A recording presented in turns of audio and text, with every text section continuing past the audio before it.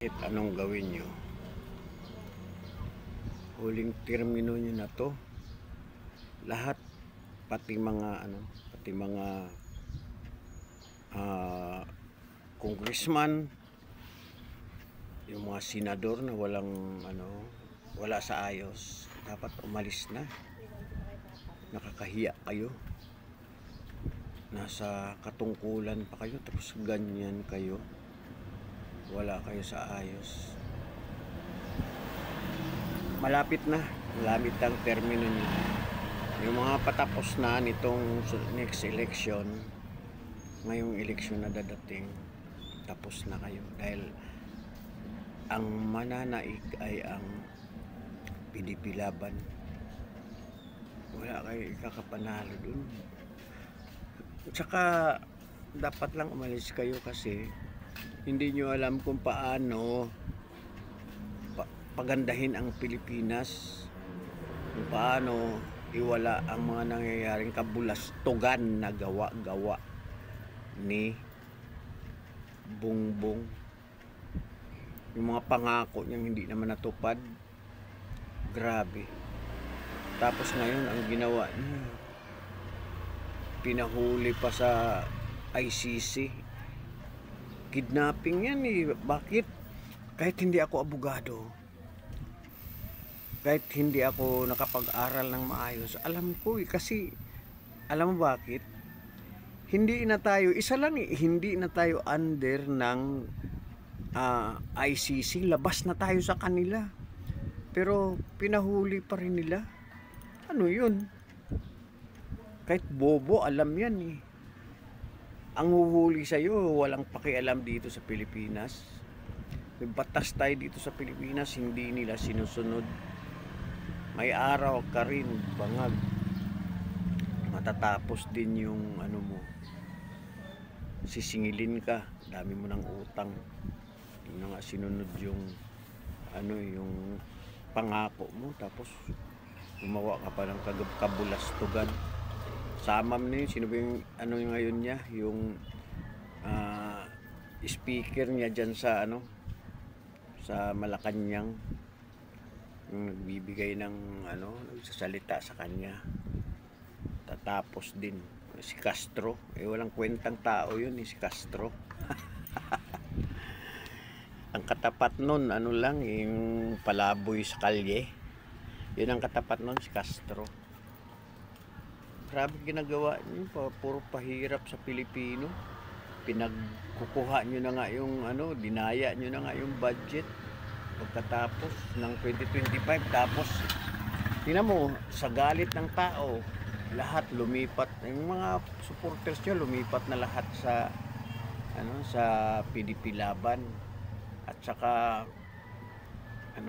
yung madadamay na ang madadamay, di ba?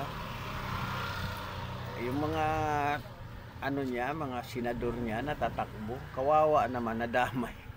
Pero wala rin naman, tatakbo kayo, wala rin naman kayong ginagawa sa Pilipinas, kundi puro pamimirwisyo.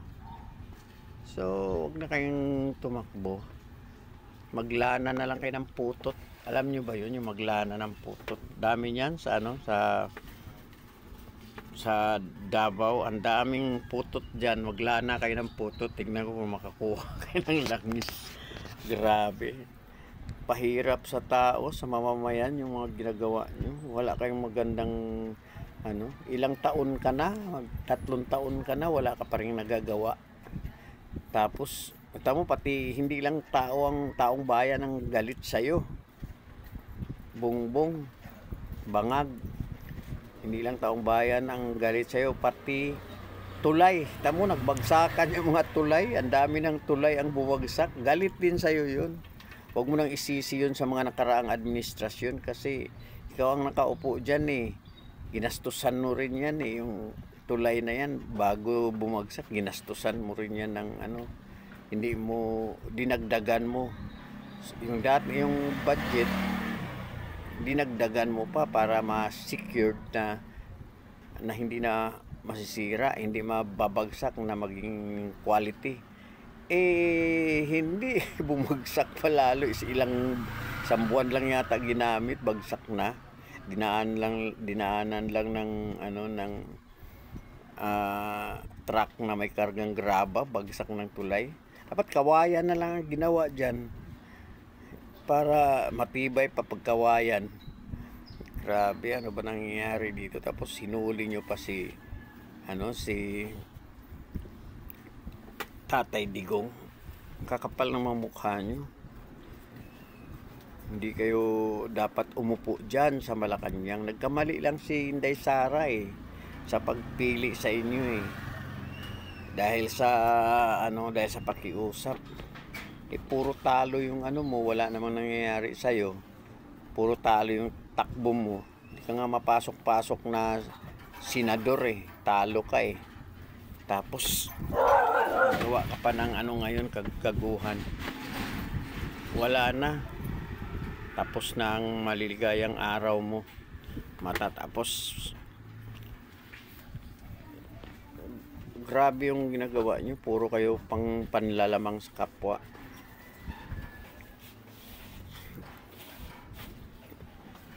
Di ko alam kung parang hindi ka yata Pilipino kasi grabe ang utak mo, napaka sobrang walang hiya Di mo na nga mapasunod yung yung mga request ng tao na hair follicle test ka.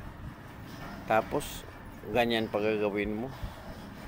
Isipin mo, ibigay mo bigla si Digong doon sa ibang bansa dahil lang sa warrant nyo na hindi na nga tayo, wala na nga tayo sa jurisdiction ng ng ICC, so wala na silang karapatan dito sa atin.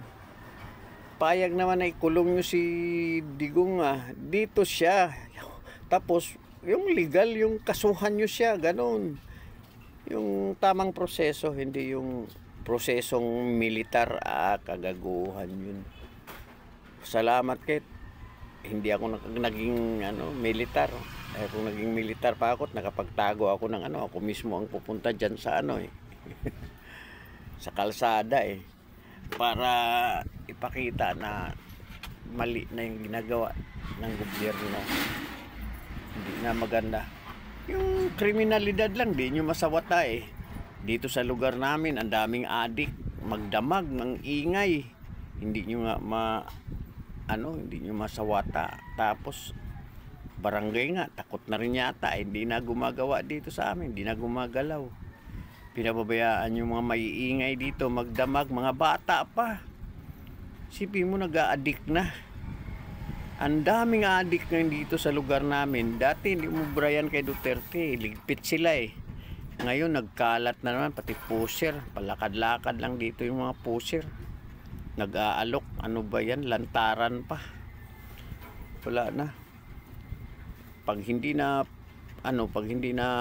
tigil itong ganitong gawain, walang mangyayari. Si Marvel at saka si Tory, wala namang ginagawa yan. Dapat mag-chess na lang sila Laro lang sila ng chessboard. Sa chess para Tory wala, silang dalawa pareho. Parang ang nangyayari tuloy, parang sila ng Birdugo Ay naku, paano ba? Ay, tama nga yung sabi ni Sara na God save the Philippines. Dahil kung hindi, itong eleksyon, mga kababayan, PDP laban lang tayo. I-street nyo na yan. I-siyam lang yung may tatlo pang mamili kayo doon. Yung mga alam nyo, mga maka-Duterte, yun ang ilagay nyo. Pero yung mga balimbing, wag nyo nang iboto yan kasi mula nang pumasok ang mga Duterte, nalaman natin na mga balimbing pala sila, di ba? Mga buang pala sila. So wag nyo nang iboto yan, ang dami. Mag-artista na lang sila, yung gusto nila lalo na si Pacquiao, si Manny Pacquiao. Ay nako, magboxing na lang, balik siya sa boxing para mabugbog siya naman, mabugbog. Si mga matitino, wala dyan kasi yung mga dumikit kay Bangag, hindi yan matitino lahat, di ba? Okay, hanggang dito na lang. Paki-like, share, comment na lang, and sa aking dito sa aking YouTube channel para Alam mo na. Okay? Magandang umaga na lang po sa kanila at maraming salamat sa mga makakapanood nito. Okay, bye-bye.